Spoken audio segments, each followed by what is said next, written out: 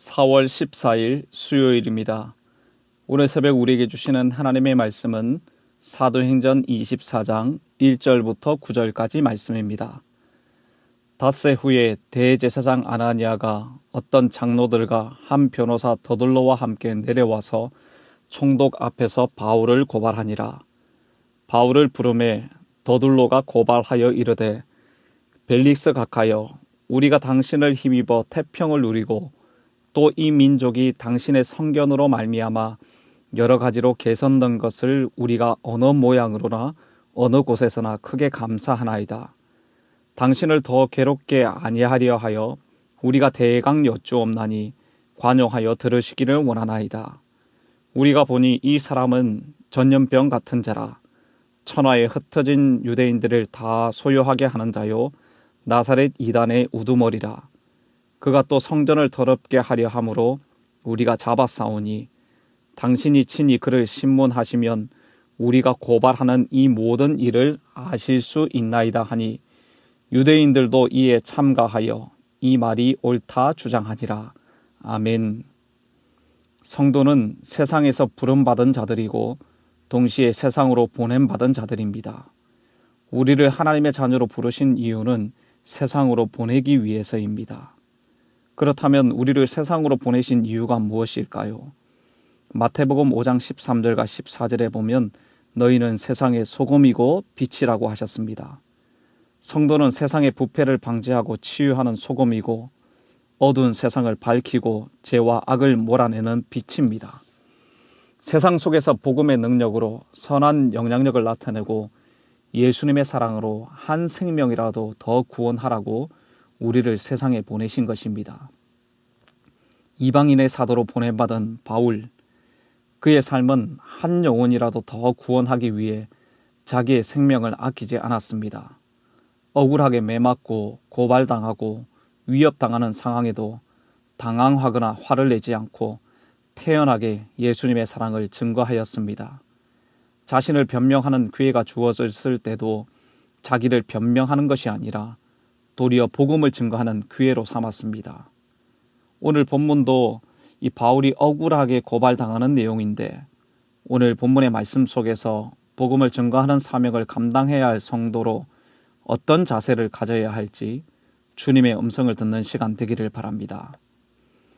바울은 유다 총독인 벨릭스의 재판을 받기 위해서 가이사라로 안전하게 호송이 되었습니다. 그리고 5일이 지났습니다. 대제사장 아나니아는 장로들과 변호사 더둘로와 함께 벨릭스를 찾아왔습니다. 이 바울을 제대로 고발하기 위해서 변호사 더둘로를 대동하고 있는 것입니다. 1절 말씀을 보십시오. 닷새 후에 대제사장 아나니아가 어떤 장로들과 한 변호사 더둘로와 함께 내려와서 총독 앞에서 바울을 고발하니라. 아나니아가 데리고 온 변호사 더둘로는 로마 법은 물론이고 유대인들의 종교적인 법률도 꿰뚫고 있는 유능한 변호사였을 것입니다. 이들은 총독에게 바울에 대한 이 고소를 제기합니다. 총독은 이를 수락했고 바울을 소환했습니다. 2절을 보십시오. 바울을 부르매 더둘로가 고발하여 이르되, 바울이 소환되자 더둘로가 바울을 고소하기 시작합니다. 3절 4절 말씀을 함께 읽어보겠습니다. 벨릭스 각하여, 우리가 당신을 힘입어 태평을 누리고 또 이 민족이 당신의 성견으로 말미암아 여러 가지로 개선된 것을 우리가 어느 모양으로나 어느 곳에서나 크게 감사하나이다. 당신을 더 괴롭게 아니하려 하여 우리가 대강 여짜옵나니 관용하여 들으시기를 원하나이다. 더둘로는 총독을 향해 말문을 열면서 그의 선정과 개혁으로 인한 유대인들의 평안과 안정으로 인해 감사한다고 하면서 좋은 인상을 얻으려고 노력합니다.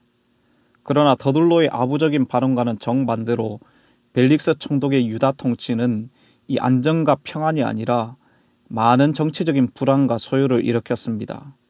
역사가 요세푸스의 기록에 의하면 벨릭스는 가장 폭압적이고 독재적인 총독이었다고 합니다.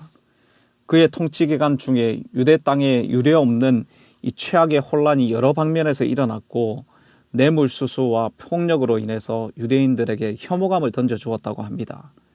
그렇기 때문에 더둘로의 말은 법정에서 예의상으로 하는 말이 아니라 불이한 권력에 아첨하는 것이었습니다. 이렇게 나름대로 존경과 예의를 표하고 5절, 6절에서 구체적인 고소의 내용에 대해서 말합니다. 5절과 6절 말씀 보십시오. 우리가 보니 이 사람은 전염병 같은 자라. 천하에 흩어진 유대인을 다 소요하게 하는 자요 나사렛 이단의 우두머리라. 그가 또 성전을 더럽게 하려 함으로 우리가 잡았사오니. 기소 내용은 4가지입니다. 첫 번째는 바울은 전염병과 같은 사람이라는 것입니다. 전염병에 해당하는 헬라어 로이모스는 불량배 또는 포악한 자라는 의미가 있습니다.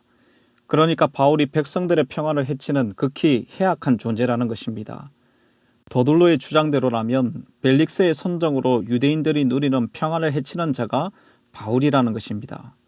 그래서 이러한 사람이 있는 한 이 땅에 평안과 안전이 있을 수 없기 때문에 제거되는 것이 마땅하다는 것이죠.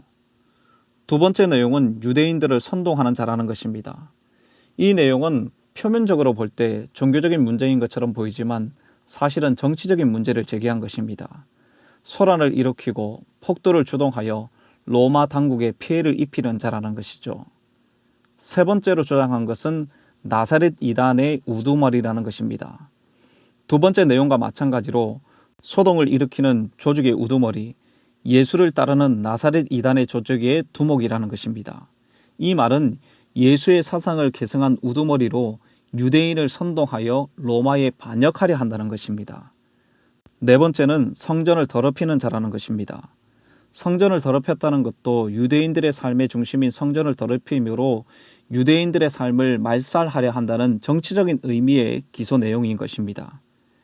결국 이 고소의 내용은 한마디로 말해서 바울은 중형을 처해야 마땅한 정치적으로 심각한 범죄자라는 것입니다. 더둘로의 고소에서 이처럼 정치적인 색채가 지배적인 것은 기필코 바울을 제거하려는 종교 지도자들이 품고 있는 악한 마음에서 비롯된 것입니다. 과거 사내들은 공회가 예수님을 빌라도 앞에서 정치적인 죄목으로 고소한 것과 동일한 수법인 것이죠.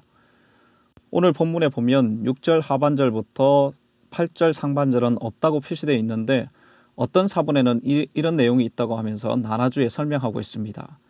죄인인 바울을 율법대로 재판하려고 했지만 천부장 루시아가 와서 그를 강제로 빼앗아갔고 천부장이 총독에게 가라고 명했다는 것입니다. 그래서 8절에서 말씀하시는 것처럼 바울을 신문에 보면 자신들이 고발하는 이 모든 일들이 사실이라는 것을 확인할 수 있을 것이라고 주장하고 있습니다. 더둘로가 이렇게 주장하자 유대인들은 한결같이 그의 주장이 옳다고 옆에서 거들고 있습니다. 사랑하는 성도 여러분, 더둘로가 나름대로 기소 내용을 일목요연하게 설명하고 있지만 근거가 없고 입증할 만한 증거도 없는 내용이었습니다. 오히려 벨릭스의 우려를 자아내고 감정적으로 자극하는 내용들로 가득합니다. 더더욱 대제사장과 장로들은 이미 불법적으로 바울을 죽이려고 할 만큼 정의와는 거리가 먼 사람들이었습니다. 실력 있는 변호사를 대동하여 총독에게 고소하고 있지만 근거가 없고 증거도 없는 그야말로 거짓말을 지어서라도 바울을 제거하고 자신들의 기득권을 유지하려는 생각뿐이었습니다. 이것이 바로 복음을 방해하는 사탄의 계략입니다.